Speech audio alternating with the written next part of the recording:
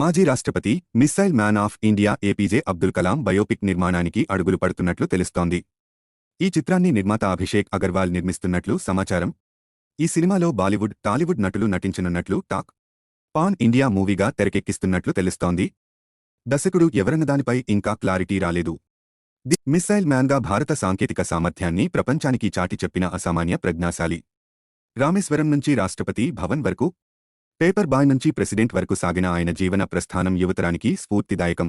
ఎంత ఎదిగినా ఒదిగి ఉండాలనే ఆయన స్వభావం ఎందరికో మార్గనిర్దేశం. కలలు కనండి, వాటిని సాకారం చేసుకోండి అని కలాం చెప్పిన మంచి మాట యువతలో ఆత్మవిశ్వాసం నింపుతుంది. ఒక శాస్త్రవేత్తగా జీవితాన్ని ప్రారంభించిన కలాం తర్వాత అంతరిక్ష పరిశోధనల్లో భారత్కు ఎన్నో విజయాలు అందించారు.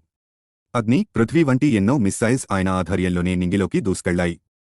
బాలిస్టిక్ క్షిపణుల అభివృద్ధికి ఏర్పాటైన project devil and project valiant కు కలాం డైరెక్టర్గా పనిచేశారు. జూలై 1992 నుంచి డిసెంబర్ 1999 వరకు ప్రధానమంత్రి శాస్త్రీయ సలహాదారుగా పనిచేశారు.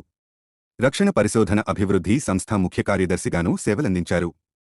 పోఖ్రాన్ అణు పరీక్షల్లో కీలక పాత్ర పోషించారు. భారత 11వ రాష్ట్రపతిగా పనిచేసిన కలాం పీపుల్స్ ప్రెసిడెంట్గా ఖ్యాతి గడించారు.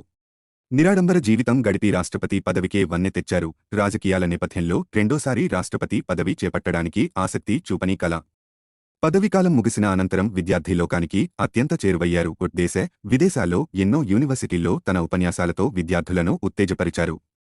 2015 జూలై 27 మేఘాలయ రాజధాని షిల్లాంగ్లో ఐఐఎం విద్యార్థులకు పాఠం చెబుతూ కుప్పకూలిపోయారు. ఎవరికీ అందనంత దూరానికి వెళ్లిపోయారు.